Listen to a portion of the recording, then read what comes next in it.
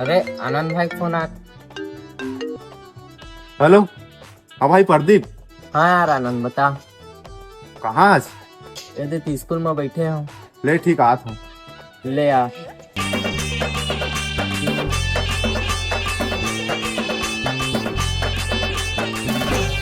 ओ यार प्रदीप, हाँ यार बता ना।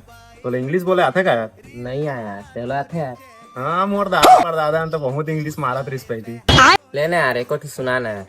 तो सुन, the call is not reachable, please try later. वाह। और the calling is not answering, please try letter.